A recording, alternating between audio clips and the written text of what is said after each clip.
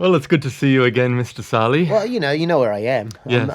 I've got nothing to do. You're not going anywhere? Anytime you need to see me, I'll be available. Any time of day or night. You know Yes. that. I'm available. But for you. usually about an hour and a half beyond the time. Yeah, a bit Yeah, late. yeah. Yeah, you got to give me time. You know? But you I was look... thinking I would have been a terrible soldier because I would have just slept in and Yes. thought, can we do it next week? Yeah, the come on, battle. well, yeah, what are these drills? What is- do we mean? It's not even real war. Come So on. where's this drill? I went, Yeah. I went to Bunnings. Yeah, Said we're in for a drill. I want a drill bit. No, I would have made it. Thankfully, I wasn't conscripted. Yeah, but that would be the perfect premise, though, for a farcical film. Yes, Akmal. Yes. It's like, did they have? Was it compulsory military service in Egypt? Yeah, yeah. It was. Yeah, yeah, So but, that would be it. You were a kid. You left. And then Yeah. you're coming back to Egypt, Yeah. and then as soon as you get there to the customs, Yeah, yeah. they look, one moment, sir. They walk away. Yes. Yes, please come with us. Yes, Jump. 56-year-old cadet. Yeah. Hi, look, I've got a bad back, and I just don't want to do this. Yeah. I support the Israelis. Yes. I'd like to. Well, you got say out that. of Egypt just Well, yeah, I was- around that time, right? I was very lucky, The yeah. Israeli bombing. Yeah, yeah. If you maintain an Egyptian citizenship and you go back, you risk the chance of them Conscription. Well, not conscription, but they hold you. A friend of mine who had both passports, and he's a bit eccentric, and he was rude to the customs officer. Uh-oh. Not in Big Egypt, buddy. Oh, you're in for some. You're going to spend some time with us, unfortunately. And they put him in prison because they said, they haven't done your military. And they knew that they eventually had to let him go. But Right, they just want to put him through the ringer. Yeah, we'll teach you to be loud and rude. But anyway, how's married life? Marriage life is great. Marriage life? Marriage life. I still got the ring. Still got the ring. That's Yeah. good. You still married? How long have you been still married married. It's it's a little while now. Yeah. A little while. Can you be more specific? Yeah, a little while. A little while could be a lot. Could be a little. Could be, I Yeah. mean, I've been married for a little while. Yeah. A lot longer than you. Yeah. We're talking like 2 months? Yeah, probably 2 2 months, months. A and little you're still while. married? Still married. Well, that's- still going strong. That's a success. It is. Statistically, you've done better than 52% of the population. Yes. Well done. But it's been... It's been great. Like I've said before, this is a blessing, really. Like the fact that we've been able to come together and spend this Because time. of coronavirus. Yeah, thankfully. Yeah. Like, May it last forever. So Joel can have a good marriage. No, but it's been great for us in that aspect of. But the other thing is too, because Erica performs in Las Vegas, Yeah.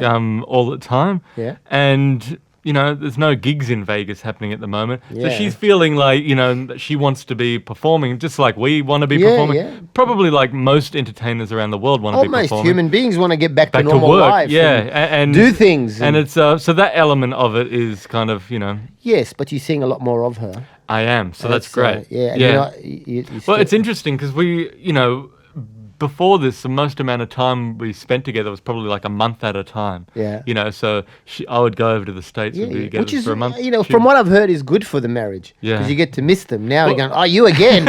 Is it used again? Oh, no, But this is proven to me that It's even a under lockdown quarantine, we still get together. And we're just talking about the other day. Like genuinely, we enjoy each other's company, which I think is important. If we didn't, it would be a major, issue. No need to get married No to need to someone get you married. hate. Yes. Yeah. But the cliche, you hear it all the time. Look, about- if you can, as a comedian especially, because comedians tend to be very selfish, self-centered people who need time on their own. Sure. And if you encroach too much on their daily routine, they get a bit agitated. But you're unique like that. But this has been something new for you too. You and your wife Kate being together consistently like this. Yeah. How has that been for you? Oh, it's been fantastic. It's been absolutely heaven. Couldn't recommend it more. No, we're not. I'm not used to it because we've been married now for 16 years. Yeah. Right, and in those 16 years, I'd be away for at least 9 months. Sure. Or more sometimes. And so this is a new thing. So with the fact that you're covered in paint, Yes. have anything to do with this? Covered in paint, yes. Yes, your pants, shoes, I noticed on your forearm there. Yes, I want to So- give the impression that I'm an artist, but in fact, I've just been to Bunnings.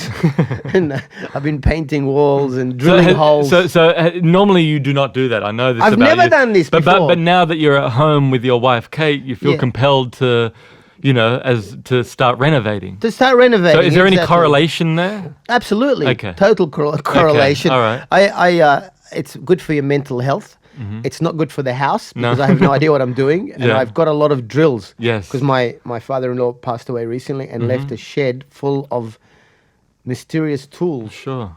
And I want to know what they do. Mm-hmm. And we have electricity, Mm-hmm. and I plug them in and just test them out on certain walls. My wife got very upset with me because I bought a stapler, a professional one. Not like an electric one, one of those like staple gun. Yeah, like a staple gun, right? Yeah. And because it's a long story, I won't bore you with the details, but or maybe I will bore you with the details. There's a ceiling that doesn't have a roof on it. No gyprock or any coverage. Right. Okay. So I went and bought this orange material and a stapler. Yes. And I stapled it. I'll send some photos. I want to see photos. Yeah, please, Please do. I'll send you, and maybe you can put them online. Sure. People will be very for impressed. anyone who's watching this, that'll be one of the. Yes. For people who are watching this and are curious about mental illness, have a look. Here's an example. Here's an example. Here's example A. Yes. This person's obviously under a lot of stress. And anyone listening, just take our word for it. But so I stapled this. It actually looks pretty good. I'll show you. It looks like a Moroccan sort of brothel. Okay. And but I was testing the stapler first. Let me just move this over here a little bit. Yes. Thank you. And I wanted to test it, and she had a little desk that she had in the back of the car that she bought for herself because it does something special or whatever. And I'm trying to, without thinking, I'm an idiot. I stapled her desk because I wanted to test the stapler, and I forgot about it. And then I completely, a few days later, she says, "Who stapled my desk?" I said, "I don't know. Who would do that? Yeah. You'd have to be God." And I've got a stapling machine in my hand.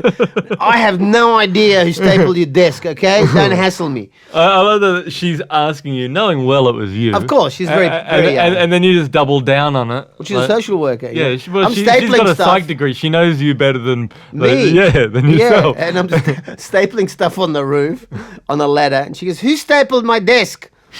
How the hell should I know? I mean, yes, it looks like I'm guilty. But why would I staple your desk? Really? Yes, I just bought 2 big boxes of staples and a staple gun. Yeah. Why would you think it was me? But it doesn't. You have look. No, wasn't me. But look, the other positive thing about lockdown is you do get a lot of time to reflect and think about things. You go internally. Yes. You go internally. Yeah, you do. Now they say the idle hands is the devil's playground. Oh yeah, that's why I keep one hand very busy because I know that the devil. He'll never get me. He has the other hand. Yeah. But yes, it is. Idle hands are not good, and it's not good for your mind too. You need to be busy. Well, that's why I think there's so many people are latching onto these conspiracy theories. Yeah. I think that's everyone's had time to sit in front of their computer, so they're googling, and suddenly that's conspiracy theories are now having a major impact on people's lives. Well, and we see that in America with the people that won't wear masks. And did you see that lady in Victoria? Yeah. She had at Bunnings. She's going, "As a living woman, you are not allowed to tell me what I should be doing." Now you're no longer living. And jump cuts from that to her in the car park getting arrested in handcuffs. Oh, yeah. I thought you were going to say jump cut to her in an ambulance. It's a strange time, and you're right. A lot of people get. So people are jumping onto these theories, going, "Coronavirus isn't real. I don't need to wear a mask. It's my civil right not to wear a mask." And there's plenty of material out there. If you're that way inclined, there's plenty of material. Sure, but I see now, because before conspiracy theories are like, all right, whatever, the moon's hollow, the Earth's flat, whatever. But now it's affecting politics. You see Donald Trump retweeting a lot of these. Have you seen Donald Trump's doctor that he endorsed, the woman? She talks about... I saw that. She's one of the frontline doctors. Hydrochloroquine. Yeah. And she talks about demon sperm. Yes. And some of women's gynecological problems happen from dreaming about demons. Yeah. So stop dreaming about demons. And she's anti-gay. Yeah. She also said that there's a vaccine that's stopping people from being religious. That's right. No. Isn't it? She says that the vaccine that will come is designed to make you less religious. And that's what the COVID vaccine will Yeah. be. Right. And you think, well, Trump, the president of the United States, surely that's the line. He'll go, no, she's great. Yeah. She deserves to be heard. But this is coming from a president that wishes Ghislaine Maxwell well. Yeah. The whole world is. But that's what I think the problem, though, is people aren't researching enough. They're not taking the time to research. Or maybe researching too much because there's information. But if they were to research, they would know that this lady has a lot of out there ideas and saying, that you don't align yourself with. So then that puts her other, claims, into question. And Madonna wrote after seeing that with that lady, that so-called frontline doctor. Yeah. She wrote, "My new hero." And it's like, well, come on, do some research, Madonna. Look into this. But research doesn't solve anything because. But it does. No, but it doesn't. It doesn't, because if you want to believe that that this is a conspiracy, you will search and you will find corresponding information. But if you want to research what leading doctors and scientists are saying, but maybe they're come on, these doctors that are in hospitals, they're saying, please wear masks. You're forgetting that I come from a family of dodgy doctors, but who are not qualified. This guy, right? He's been deregistered for 20 years and he still calls himself doctor. Yeah, well, so it's like he was invited to. But I get that. I wouldn't listen to Dr. Munir Gad. Yeah, I wouldn't listen to him. However, if there's like a lot of scientists coming forward writing papers saying, that this virus is real, that people are dying, and that if you wear a mask, it's gonna slow down. It may not stop the spread, but it's gonna slow down the spread. So if I'm hearing that, I go, I'll wear a mask. I'm no big deal. I don't care about my civil liberties. But look, Joel, that's true, right? But consider this from the other side of the coin. Yeah. If you are convinced, or you lean towards the idea that this is a conspiracy, you're going to look at all the conspiracy sites, and by the end of the day, you will be completely convinced. You know what I'm saying? It's like climate change. Yeah, the deniers. The deniers will find information that will validate their beliefs. Yeah, but I think you got to look at the source. What's the source? Source. You look Hot sauce. You know what? I watched, a friend sent this to me. There was an interview on the Joe Rogan show. Yeah. You see that documentary Game Changers? No. Oh, well, it's fascinating. It's on Netflix, just about plant-based diets. Yeah. A lot of elite athletes, and like Arnold Schwarzenegger is one of the producers. Novak Djokovic is another producer. It's a big thing now. Yeah. And I think I started that. Yeah. Well, you're onto it already. Without even. Then Arnie gets on board.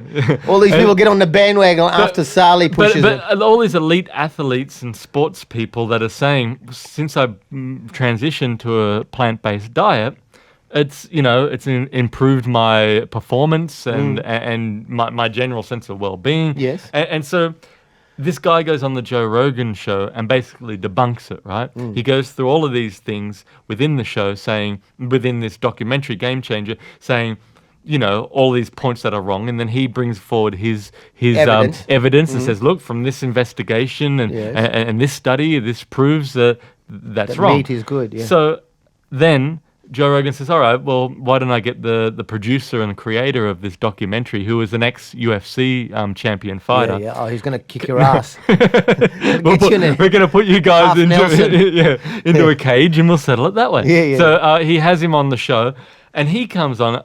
This thing was 3 hours and 40 minutes. That's how long this podcast was. Which means it's in dispute. And if it was black and white, if it was a clear cut case. But you got to watch. Have a look at this. Yeah. It's just put in Game Changers.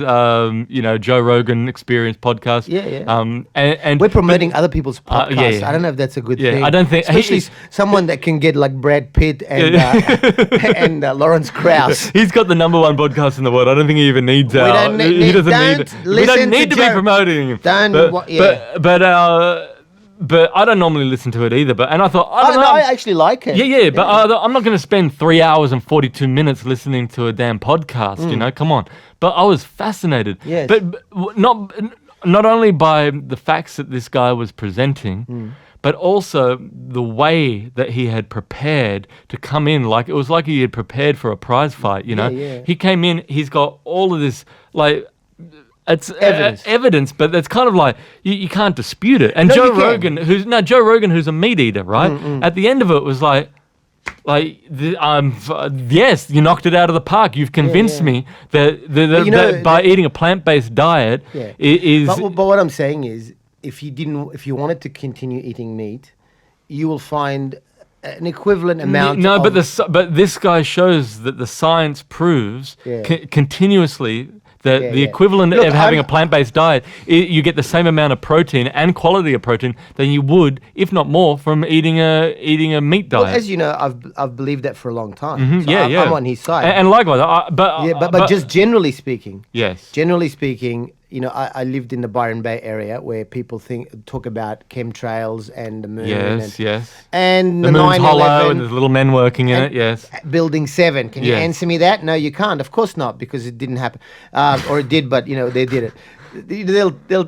And so if you live in that environment and you're bombarded with that information and you start to think that way, anything you look at will validate. Yeah, but you've got to look into it in more detail, I think, and you got to look at both sides, and you got to weigh everything up. And the thing that I think is dangerous now about conspiracy theories are because the real truth then can just be dismissed as a conspiracy theory. All right, let me go back to the 60s. There were vaccines, and the vaccines. There were rumors going around that these vaccines are causing child deformities and.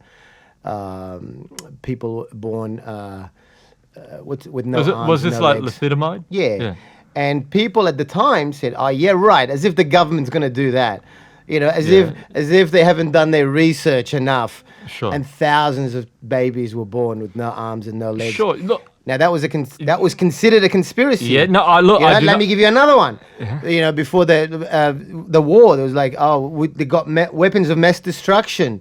We've got evidence, and the average person said, "Oh, well, the government's not going to lie." No, but you know what was wrong with that? The journalists at the time didn't do their due diligence and look at the facts, because the facts proved. If you look at the number one weapons inspector, who came out. Blix. No, it was another. Blitz. I forget his name, but I'll look it up anyway. Look it up, yeah. But he was sent in to look in Iraq, and he went in there, and he believed that they had weapons of mass destruction. He went in there, looked. All he found was a weather balloon station, which they said was using. And he came forward and brought that forward. Yeah. He whistleblowed on that. But despite that... And the media and everyone hounded him. He ended up committing suicide, this guy. Oh, yeah. And apparently. And then... Did he commit suicide like Jeffrey Epstein? But it came out... Similar sort of technique? I wish I remember his name. Doesn't matter. Anyway. Yeah. So, but... The media did not look at the facts in that situation. But you see my point, though. But the politicians did not. That's why I'm saying. No. You've got to do the research and look at the facts. And look at this fact, right? Before they went to war, Colin Powell gave a 3-hour talk with physical proof. Plutonium and I haven't watched it all because I don't have 3 hours to watch Colin Powell. Yeah. But if you were watching this, you'd go, This is very... but if you were watching it, though, you'd go, all right, I need to look at the other information. No, this guy, the head of the army. You're not going to believe the head of the army. Come on. We're going to believe I would believe the head's weapon inspector who comes forward and says, yes, there's weapons of mass... I believe there to be weapons of mass destruction. I'm going to go and investigate this. He goes, investigates it, and finds out that there are no weapons of mass destruction. This is becoming a circular argument now, but you do see my point that people will search... the information that will validate their... Yeah, that is true. That's true. People and there's enough for every side. No, but however, like there's no ultimate truth. But if you're going to listen to someone in this situation with the coronavirus, forget the politicians, forget what presidents or prime ministers are saying. Yeah. Listen to what the doctors, the accredited doctors and scientists are saying. Accredited. But again, accredited doctors have made huge mistakes in the past. That is true, but there's a collective of them that are in agreement on this. But maybe, what if they're all idiots? That this is a real disease that is killing people. It's not some 5G. What if they're all in on it? I mean, it's unlikely. Because I agree. then that means that every doctor is a fraud. Yes. And come on, to what means? I don't think there's that. I don't think they lack that amount of humanity. Let me give you another thing that that may surprise you. Okay. The Cancer Council in America. Yes. Right. The Cancer Council. They give advice on what gives you cancer and what doesn't. Right. It's like the leading institute for cancer information. Okay. They found this guy did a doco. They found out that they are sponsored by KFC, by Coca-Cola. This is not conspiracy. Okay, yeah, sure. So he was asking this guy from the Cancer Council about meat and... well, then there you go. And he got nervous and he left the interview. Okay. And this is the Cancer... So most people would go, oh, the Cancer Council, but there you go. Trustworthy. You've done your research, and so that study, No, whatever I just watched this documentary. Okay, well, whatever. Normally I would have believed them. Well, whatever study that the Cancer Council are putting forward... It's a corrupt organisation. Is in question then. It's corrupt. There you go, but I'm sure that there's other credible doctors But that there are other corrupt too. You know. But look, let's get back to our original point here. Yes. Whether this even is a conspiracy theorist, I don't care. I'll wear a mask. I bought a mask. I'll wear a mask in Woolworths. Yeah. I don't care. That's fine. I was walking along the street today, and I was wearing the mask, and the guy coughed in my face as I'm walking by. I thought, good thing I had the mask on. Yeah. You know, so whether but the mask is actually there to protect others. Well, then there you go. Well, then I'm done for. Then you're done for. You're gone. But why not? Even if the masks don't do anything, right? Why not just wear one anyway? Because they might do something. Well, okay, I will wear one. Yeah, but I'm just saying when these people down in Melbourne are going up to people with cameras, going, "My civil rights, I don't need to wear a mask." It's not about your rights. It's not about you as an individual. Yeah. This is about a collective. And if this is going to help everyone else, and like you said, it protects other people, why not? Why not? Indeed. I mean, look. Whether it works or not, I'm willing to do that for the time being. What if you wore like a Ronald Reagan mask? My friend got arrested at KFC. When? In the 80s. There was a bunch of robberies, a series of robberies. Oh, wearing the presidential... No. Oh, no. It's just these robberies. Oh, right. People like wearing balaclavas and stuff. And so the police was staking out the KFC. And my friend, Michael, had no idea. So his girlfriend was working behind the counter. And he thought, I'm going to scare her. He just came back from the Easter show and bought a Ronald Reagan mask. We were like year 12, year 11, 12. And he goes, watch this, man, he's going to scare the shit out of her. That's how he laughed, exactly. Yeah. And he put the mask on, went into KFC, and within 30 seconds, he was like on the ground. That's with guns to his face. Really? Yeah, handcuffs. He's going, shit. Wow, practical jokes are... That backfired. Wow, badly. Especially in the 80s, too. In the 80s, like, whatever. Imagine you did that today. Oh, you'd be killed. Yeah. But it was just like because they were just waiting. Within seconds. We got our guy, Sarge. This is him. Hey, Lisa! Get down on the ground! That's great. Like Ronald Reagan's not liked in this area. That's great. But look, it's been an interesting week of revelations and things. You know, you're right. When people have more time, the conspiracy theories, the crazy ideas arrive, and some of them might be true. Who knows? You got to be open to any possibility. Sure. Right? But look, I've always had the rules for sussing out, fakes, hypocrites, bullshit artists. Okay. Yes. And these are my rules. You know them because I've told them to you, and you've treated my theories with disrespect. You dismissed it. No, but give this theory. Right. This is your theory, though. This isn't a theory that you've read off the internet. No. So I'm more willing to go along with this theory. Saleh's theory of sussing out bullshit. Okay, here we go. Saleh's bullshit detector. Okay. This is the bullshit detector, right? And I've this is something that I've developed over years. It wasn't just something I came up with. This is something evidence-based. You seem to love evidence so much. The first sign that you got a dodgy human being, Yes. you know, probably a pedophile, possibly, or at the very least a sexual predator, Right. or a dishonest person or something like that. The first sign to look out for Yes. is if someone is referred to as highly regarded or highly respected. That's the first sign. Right, okay.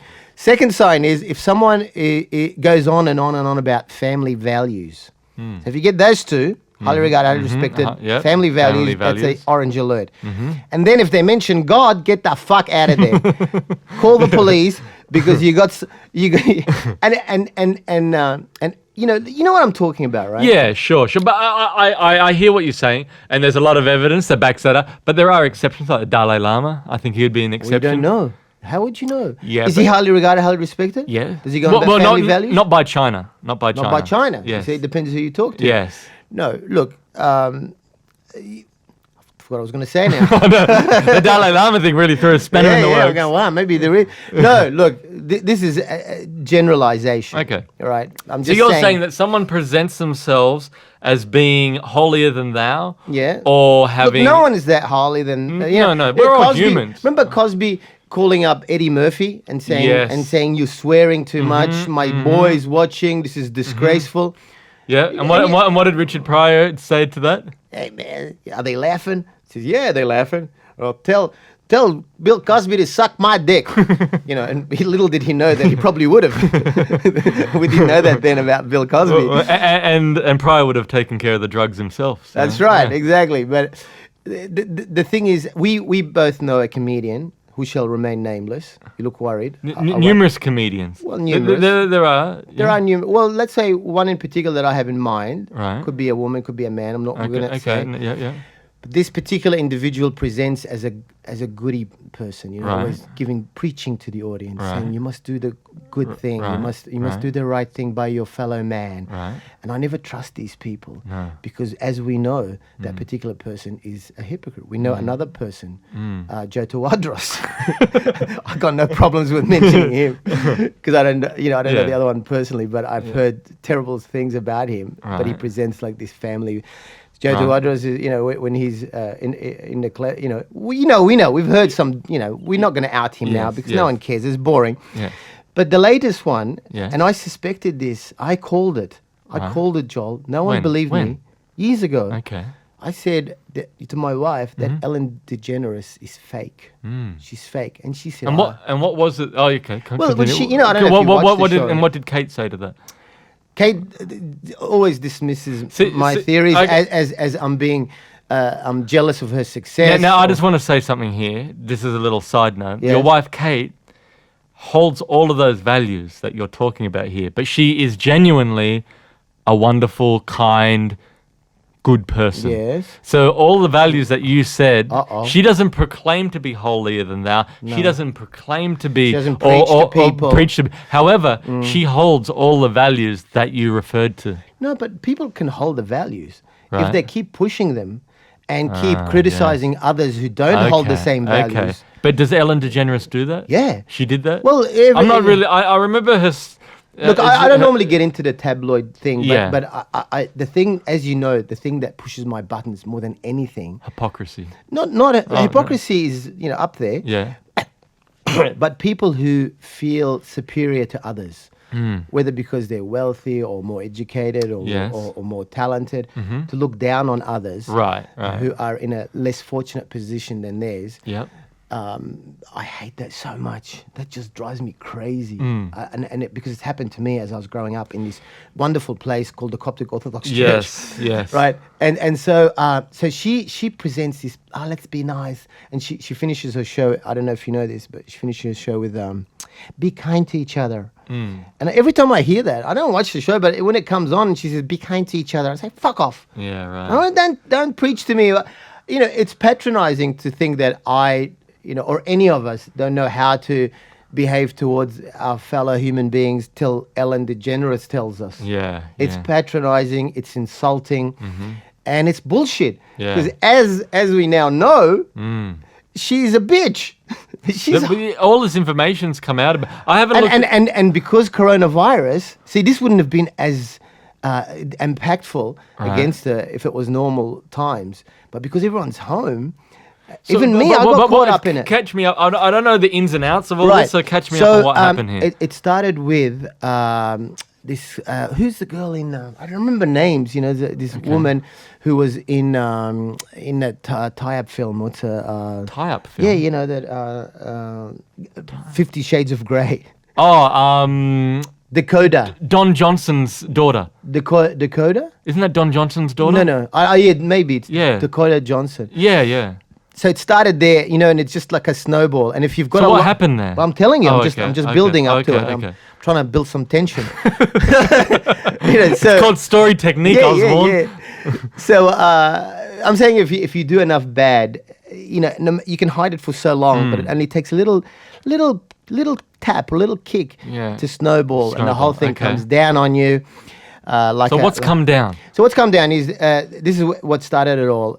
She was doing an interview, and it's all this bullshit. I don't really get into the show. I know like she seemed to know a lot about it. You know, ending parting words. Yeah. Which, by the way, when you said that, reminded me when I saw Billy Joel's concert the first time. His closing words was, "Don't take shit from nobody." That's a bit better. Yeah, and that was I remember thinking, oh wow, he swore. You know, as a kid when I was seeing the concert. But I thought that's a good thing to leave the audience with. But look, just sing your songs and fuck off. You know, do Piano Man and the other ones. But that's what. But we don't need to hear from you. We know you're assuming that I will take shit from people. Now that Billy's told me, I'm not going to take it. I'm not going to now. It's meaningless. Well, I thought, you know, as a kid here and there, that's kind of cool. As an adult, you think, shut up, Billy, fucking sing the song. We didn't pay for a lecture. But Billy's not political in his concerts anyway. He comes, does the songs. And goes home. Yeah. You know, it was a very good concert, though. By the way, I'm sure. When I was a kid, I was blown away. You've told me about this concert many times. Yeah, okay. You should maybe go to a different concert. Billy, Bob Dylan. We've spoken about that. That was great. Yeah. We're old, man. I know. Billy Joel. Bob Dylan. I know. Leonard Cohen. Oh boy. Tommy Dorsey. Yeah, Tommy Dorsey band. Al Jolson. Robert Johnson. Robert Johnson. Sold his soul to the devil. He didn't get much for it. He died at like 27. Yeah, he did. But he left a legacy. Yeah, exactly. From the crossroads. Yeah. So anyway, back to this Ellen saga. Yeah. So basically, it was a pretentious conversation about how, you know, she's talking to Dakota, and she said, you know, you had a birthday party, and she said, yeah. She said, you didn't invite me. And she looked at her, and the whole thing just turned around. She said, yes, I did, and you know I did because we spoke about it. Oh. And she put her on the spot, and she said, no, I don't think so. And well, ask your producer. Your producer says, yeah, she did invite you on camera. Okay, right? yeah. No big deal. Yeah. And she says, yeah, I did just remember just now. And you, just now I just remembered. Okay, yeah. No, I was. Where was I? She talks to the producer, and the producer says, you're out of town. Now, of course, the tabloid and say, where was she? Let's find out. She was with George W. Bush at a football game, sitting in a corporate box. Now, George W. Bush lobbied against gay marriage his entire career. Called them all sorts of names, and Ellen is a lesbian. So she compromised her beliefs, her principles, her cause, everything to be with a more powerful person. Instead of going to her friend's birthday party, even after she complained about not being invited. That's the story. It's tabloid bullshit, right? Yeah. But after that, yes, it snowballed, right? Like people going, wow, what a hypocrite. Right. And then other people went, oh, she's not only a hypocrite, she's really nasty. And because people are at home, it's her downfall was so much quicker. Because everybody came forward. So she, Richard Wilkins, she did a show on the Today Show. Okay. And before she came in, you had all this entourage of people saying, okay, now they're talking to Richard Wilkins saying, you can't look at her in the eye. Oh, no, you can't approach her before the interview. You can't look at her in the eye during the interview. Right. These are the questions you're allowed to ask. Anything out of that will stop the interview. Right. She's going to come in at 6:07, and she will leave at this time. And And I thought, oh, well, that's probably the people around her who are sure. causing that. But apparently she's really like they have people. This woman there's no health cover in America if you don't if you can't afford it. There's no universal health. This woman was dying and working on the Ellen show, and she did a GoFundMe page. Right. And instead of the company paying for her medical, they got her in and they said, you got to take this GoFundMe page down because it makes Ellen look bad, right? And because Ellen kind of and before you walk into to talk to Ellen, when she summons you, you're not allowed to talk to her. You know, this is all has not been denied. You have to. There's a bowl of mints. You have to eat a mint just in case because she doesn't like bad breath. Yeah. And there's all these. It just keeps going on and on. Yeah. I mean, even if half of it is bullshit, there's got to be the guy from her the guy who was her orchestra guy. The equivalent. The Schaefer, Paul Schaefer character. The guy who plays the part the instrument. Who's the band leader? The band leader. I should have just said that. That would have cut a lot of time. Yeah. Like the Doc Saracen of he came and said the environment is really toxic and there's a lot of he hatred. came out and said, okay. Yeah, all right. So people on the inside are it's speaking mostly out. people on the inside. Okay. People who've worked with her. I did hear that Brad Garrett, the comedian, said something. She was nasty to him. There was a woman who came on from Holland. She's like has 50 million hits or something. She does this makeup thing, really funny, whatever. And she did, and then she went on Dutch TV and said that was the worst experience of her life. Really? Yeah, she couldn't find a toilet to use because the Jonas Brothers. They said no, this is a Jonas Brothers toilet. This is Ellen's toilet. You don't go anywhere near that. Yeah. And you'd think Ellen would have a toilet in her dressing room, but she go there and she couldn't find a toilet. And then Ellen didn't come say hello, and then really dismissed her. And she looked bored. But she went and complained about. So the main problem I see here is you have someone presenting themselves as being. Yes, that's what I hate. But like these, like she, like okay, so she's not really the nicest person. to work not with. just that. But there's plenty of people throughout history, I'm sure, that you could find that have these weird rules when they're backstage or on a film set or Jimmy Fallon. Yeah. Fallon paid his. When the Corona thing happened. Yeah. Everyone on Ellen's show took half pay. Mm-hmm. And Jimmy Fallon, they asked him to do the same, and he said, "No, I'm going to pay out of my own money." Oh, that's good. Jimmy Fallon's worth 60 million, and Ellen DeGeneres is worth 350 million. Really? Yeah, but she refused, and so these poor people are on minimal wage, get treated like shit, and even her bodyguard. The guy who bodyguard came out and said, "You really researched this." I've been obsessed. Wow. If I'm not stapling things or drilling You're stuff, researching the Ellen DeGeneres downfall. No, because as I said earlier, the thing that pushes my buttons, the thing that I hate, that gets me upset the fastest, is when someone thinks that they're in a position of superiority. But as we've said before, the people who are in positions of superiority, who are genuinely talented, who are genuinely good at what they do, generally act very humbly. Yes. They're very humble. They even dismiss what they do and go, I don't know. All our heroes. Well, I've had personal insights into Bob Dylan, whose shirt that you're wearing today. When he was at the when he was in Canberra, we had arrived. Arj and I were doing a gig. Arrived just after him, and he was. What was it? The guy who works on the door at the hotel, who I'd met before, and just doorman, just having a chat with him. Yeah. And I saw him again, and I said, "Oh, how you been?" He goes, "Oh, yeah, been good," and blah blah blah blah blah. And he said, "Oh, we had Bob Dylan in just before you guys." And I said, "Oh, really?" I said, because I'm always interested. I said, "How is he? How was he?" And he said, "Bob." He said he was lovely. He said his band though was difficult. Really? But he said that Bob was lovely, and he carried the luggage for Bob to his hotel room. And Bob likes to get the middle room. I said, "What, was he staying in one of the suites or one of the?" He said, "No, just in a normal room." But he takes out a bedroom on each side so that he can have a quiet room.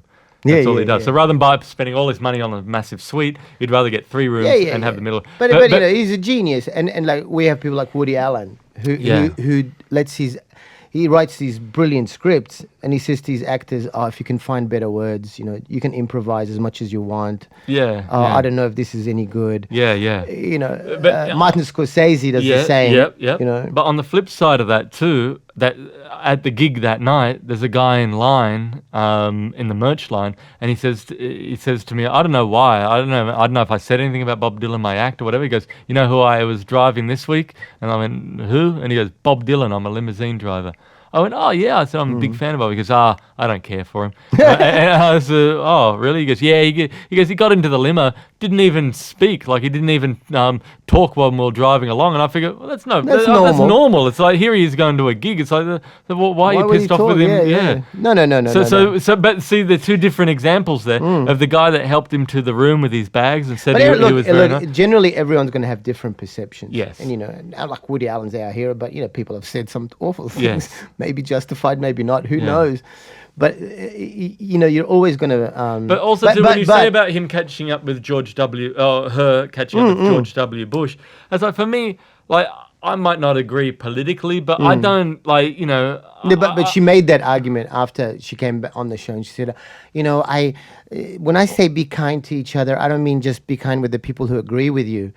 But what people pointed out, Mark Garofalo, all these celebrities wrote and said, we all have friends like that. But this guy is a war criminal. Yeah. He instigated torture in America for the first time in 20 years.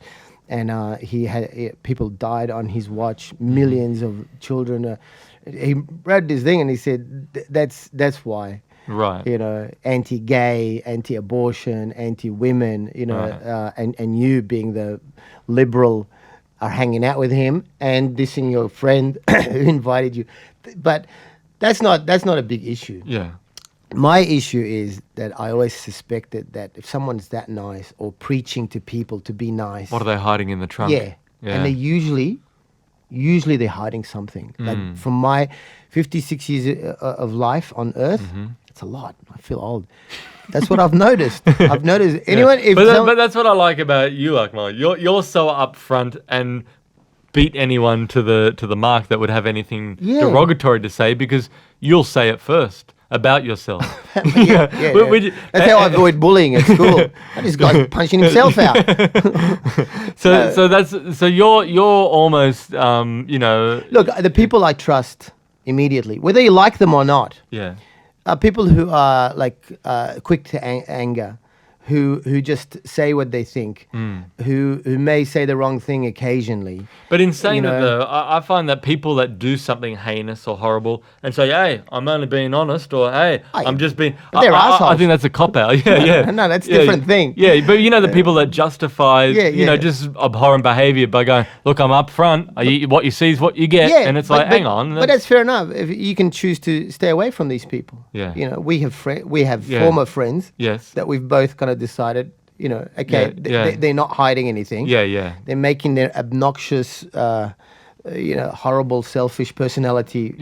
Sure. Transparent. Yeah, but and your point with that is, well, at least they're being upfront about it, and I can make a decision, as opposed to feeling like you've been hoodwinked. That's right. Don't lie to me. Okay. Don't lie. Don't be insincere. Okay. So what's happened with Ellen now? Well, she's gone into hiding. Her wife, Portia, put this tweet saying,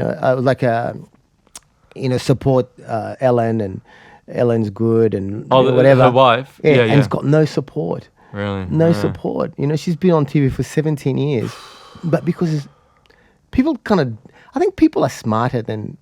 But I don't know her ratings and everything. I assume she had a high rating show. Huge ratings. But like, what kind of fan? Like, because I know Oprah, right? She has such a loyal fan base. Yeah. But I could see her behind the scenes being a taskmaster and. But taskmaster is different. That's one thing, and also she's never gone on and she's explored spirituality and all that. I'm not a big fan of Oprah either. Yeah. But you get. But you know what? You know what I like about Oprah? I saw a documentary about her once, and she went on TV talking about the Oprah network that she created, right? And this was like a fly on the wall documentary on it. And so the cameras had all access to it. And it was like she was like put through the ringer initially with her network that she. Of course, yeah. And they asked black woman in the 70s. The person asked. No, this was after her huge success. She started up the own network. Yeah, yeah. And this was years ago. I saw this, by the way, but I'm just talking from what I recall.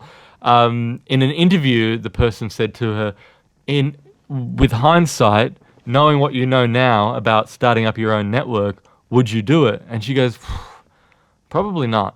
And I thought, wow, that's a real honest, like, you can see the amount of work. But then she got lampooned for saying that. Yeah. And all these people coming out and like saying, oh, she shouldn't be saying something like that. And I thought, no, good on you for honesty. And that's one thing that I see is going to be lacking more so in the future is honesty. When people are going to be too afraid to speak their mind for the retribution and the repercussions of that. That's right, which brings me back to the whole conspiracy thing. This is all intentional.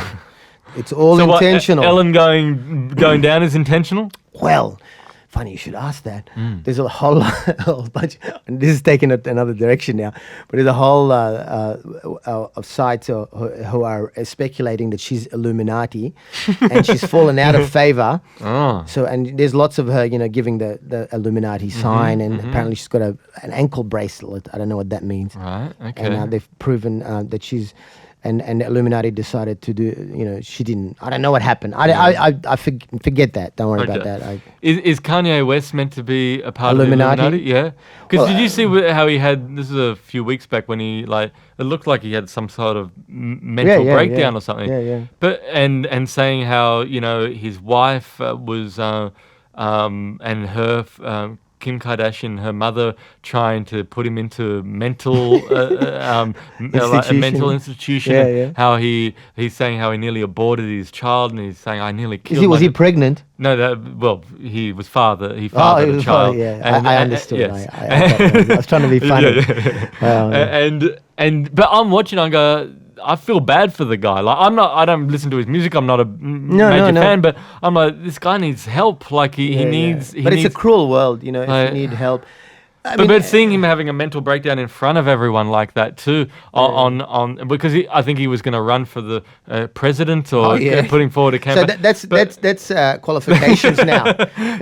Are you mentally stable? No. You need to top Trump. So just seeing that, I'm like, God, this guy needs to be surrounded by some people that maybe are going to help him. Maybe that's what his wife was trying to do. Going, you need mental help. You need, so.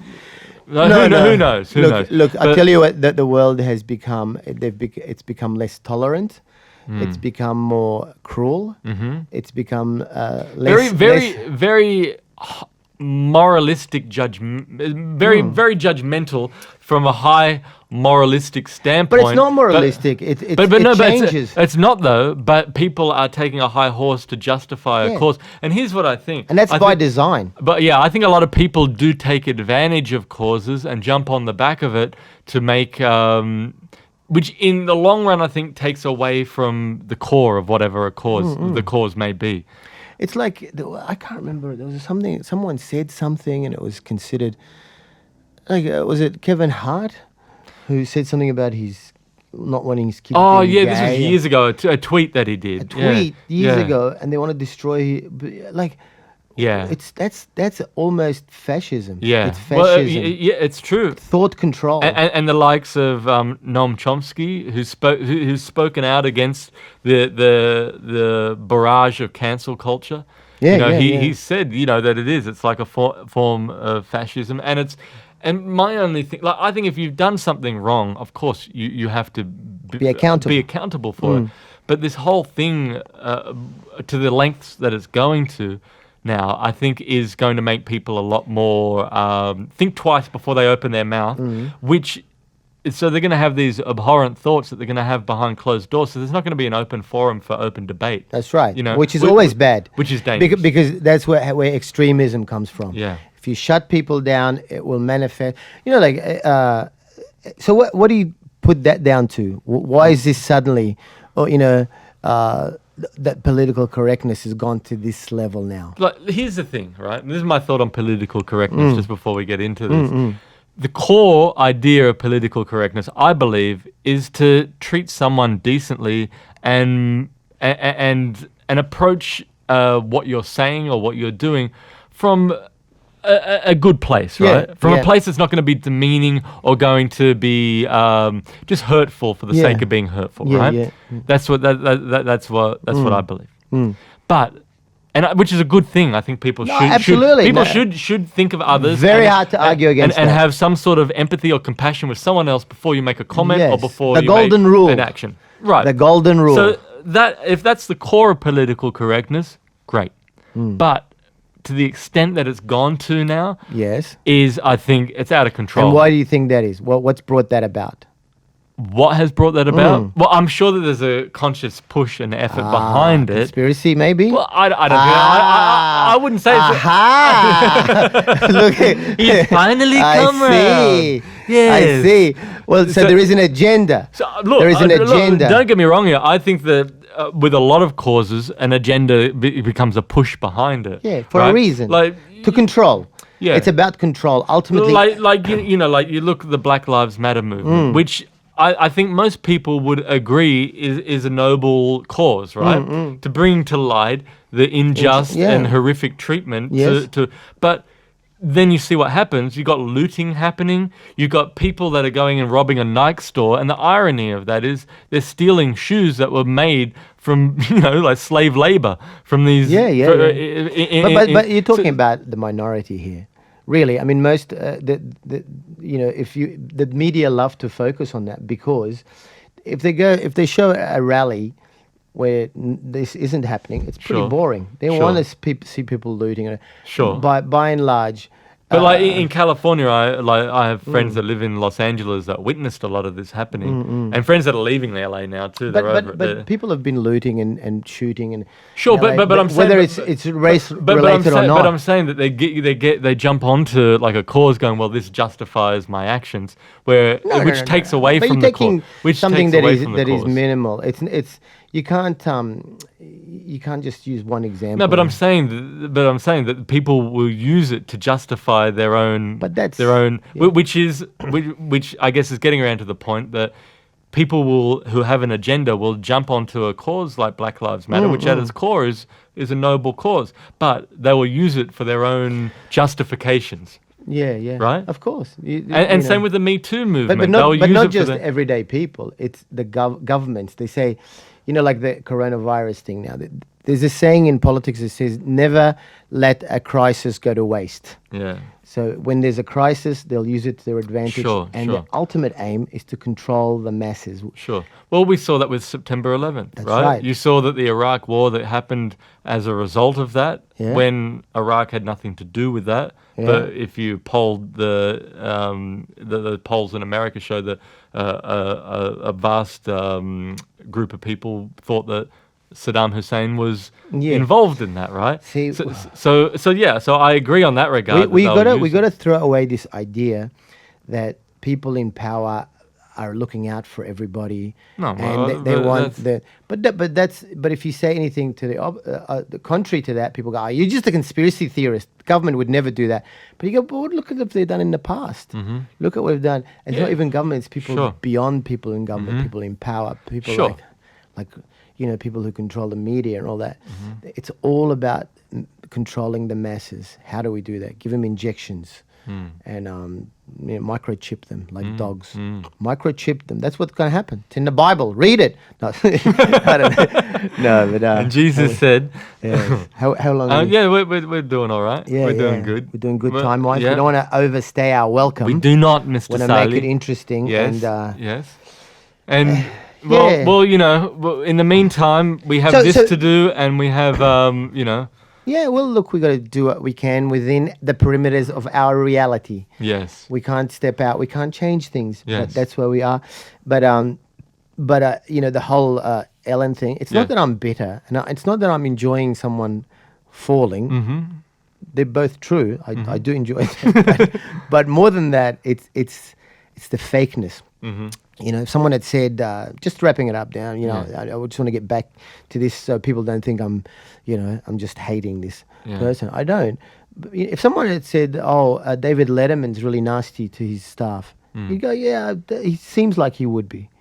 It doesn't bother me. But Dave seems like a kind of grumpy guy anyway. He's a grumpy guy. You know, he's transparent. He would be like that in interviews. I remember watching interviews when he clearly showed that he just, like, if a guest said something or did something that he didn't warm to, you could see he would just like bar them the rest of the interview. But I'd much prefer that. Yeah. Much prefer that.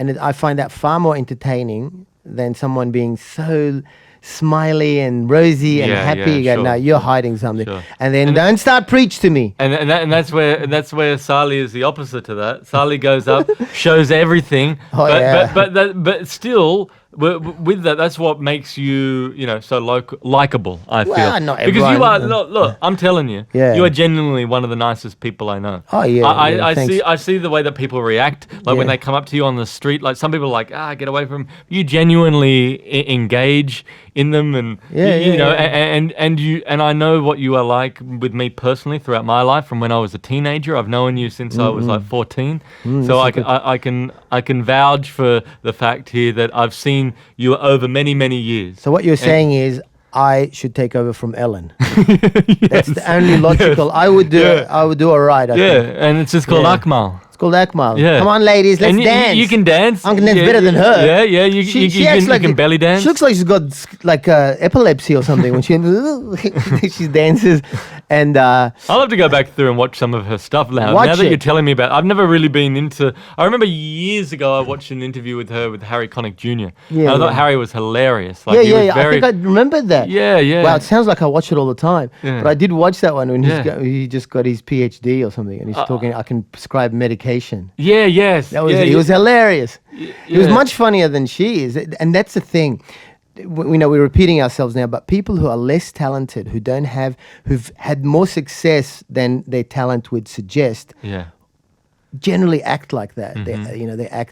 They have to put on this, I am really important, instead of saying, I'm lucky to be here. Yeah, sure. Well, I feel lucky to be here. I'm lucky to be here. Well, we're both here. We're both here. We're both, we're still healthy. Still breathing. During this time. We are not wearing masks or pants. Yes, so it's a lucky... Yes, wear pants to avoid coronavirus. And when do you think this... You kind of tend to be a little bit spiritual and psychic. And when do you think this... When do you think life will get back to normal again as we know it? I think there'll be a lot more precautions. Yes. But I think that I think we will, I think we will go back to a semi-normal. With more precautions. Semi-normal meaning like what? Well, like with international travel again, live shows, people congregating in groups. But I think it'll take a little while. And are you going to have kids? It's funny you say that. We were Erica and I were talking about that the other day. Don't. Don't have kids. Trust me. Don't. I don't know. Just don't. Don't, man. Don't do it. Don't do it. It's a terrible world, and there's no reason to. And people say, but it's a wonderful experience. A lot of things are wonderful experiences. Yeah. I'm sure heroin's a wonderful experience. Yeah. But it's damaging. Yeah. You know what I'm saying? Yeah. And I would never bring a child into this world coming up here. I feel that. Remember, like the easy lifestyle we had. Compared when you were a teenager. You know what? I look at someone now who's in their 80s, and there was a lot of weird stuff going on during that time. Depression. The war. Depression. 1930s. Yeah. Okay. But I look at someone now, right, that's gone through the 60s. Yeah, there was some just causes then too, like the civil rights movement and Vietnam and the vote, and the Cold War. Yeah. So there was a lot to go through, but I think they had the peak of the generations. But when we were growing up, like I'm older, I'm 15 years older than you. Yeah. And life was just so, in Australia specifically. Yeah. It's just casual. I remember easy. in the 80s, when I was a kid growing up, it was, no pressures. But you know what I went and saw last Friday night? What? I took Erica because Erica said, Family planning? the news, everything. She goes, I want to watch like a fantasy movie or something. I remember her telling me that one of her favorite films when she was a kid was The Never-Ending Story. So, and it was showing at the Hayden Orpheum Cinema. Yes. So we went along to the cinema, and I saw The Never-Ending Story back in 1984 at the cinema when I was a little kid. Yeah. And I hadn't seen it since. So we went and saw it. You reminisced. Yeah, and it was great. And, the messages in that film were genuinely good messages. And do you remember the film? Did you ever see the film? It seemed like a never-ending story. I just didn't have the time. Yeah. I just didn't have the time for that. And there's Never-Ending Story 2. How did that happen? And 3. And 3! And it continues. Doesn't make any sense. Yeah. No. No, because it was based on a book. And The Never-Ending Story was like the first part of the book, so it's like a trilogy kind of thing. Yes, I see. I was trying to be funny again. The concept of the book, was actually, that reminds me. I remember someone said a joke. I'm just remembering this now. Yes. Years please, ago, a joke free. saying that they got the video cassette for The Never-Ending Story, and when they like a VHS. they opened it up, and the tape was just that that loop. And I thought that was a clever joke. But, Good joke. Yeah. But the thing is, the concept is this kid reads this book, right, and then is able to he's involved in the book in what's going on. And there's this it's the land called Fantasia, and Fantasia was a Disney film. Yeah. And this whole land is being consumed by the nothing, which is just turning it all away, which is just turning it to nothing, basically. Wow. And it's rummaging through, and it's taking the Fantasia apart. Wow. And like a black hole. Yeah. Wow, and then good kids film. And the nothing, is the Fantasia basically operates on dreams and fantasies of the people living on Earth. Yes. And that's what makes it flourish. Now, people on Earth are no longer dreaming. They're no longer, fantasizing about what could be or having hope. So the nothing is taking over, and I thought, it's a good sort of concept on, to show that we have to continue a sense of hope and dreaming and hopefully creating something that's going to be better. Listening to you, I'm going to have a baby now. I've changed my mind. I think and you're right. I mean, it seems really terrible now, but people growing up in the Cold War or the Depression, or during. When the Bay of Pigs, when America. Yeah, when it came so close to the nuclear. So close to the end of civilization. Sure. So people. So basically, the idea is there's a lot of darkness out there, but there's still light. There's a light at the end of the tunnel. Yep. But maybe it could be a train. Yeah. Whose joke is that? I don't know. But so I guess my response to what you said is basically, go to the light. Bring some light. Bring whatever you can, and do it as an individual. Don't wait for others to tell you to do it. Don't wait for the government to tell you. Just try. Ellen DeGeneres. Be kind to each other. Yeah, but just fuckers. But just try and do something to bring some light. And so you really evaded the question that I asked you, like am I having very children? skillfully, like a politician. Should I get into politics? Yeah. I don't know. It's a big thing. I'm scared. I never wanted kids because I just think, I think the world is a little bit. We should have finished there. That was a positive. That was a positive point, but you like to keep on going. So. But I'd like to finish on a negative point because that's how I'm feeling.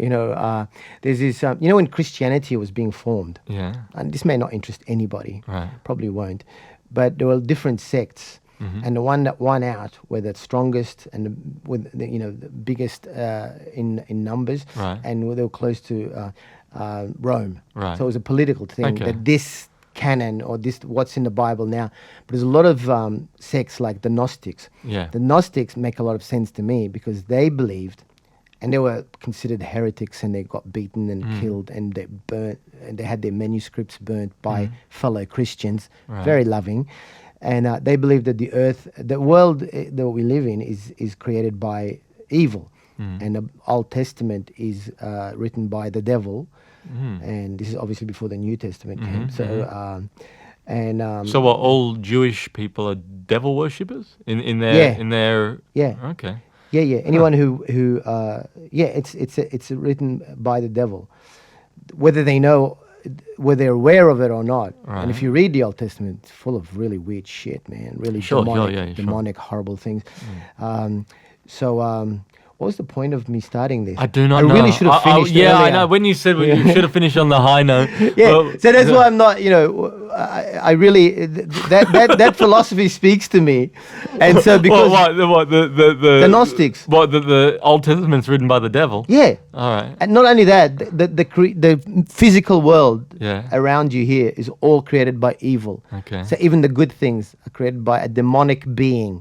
This is a whole other podcast, Akmal. I'm not podcast, but I'm interested I'm going to wrap it up soon. I want to know about this. I'm wrapping it up. I'm wrapping it up. All right. And so that's the reason why I personally chose not to procreate and make more of me. Okay. Plus the way I look. But I think you're a good person. Kate is a good person. I think you would make a good child, and that would be... I am a child. That would be a positive contribution to humanity, I think. I don't know. No, I disagree. I don't. And I think we should need less people. Less people. Yeah. Less people, and let's work it out first before we, if you're having a baby, just plan it. And okay, well, maybe on the next podcast, I want to know more about these Gnostics and I know a bit about them. Okay, ask me anything. I have more questions, but until next time. Until next we meet. Thank you for being here. It's a wonderful world, and be kind to each other.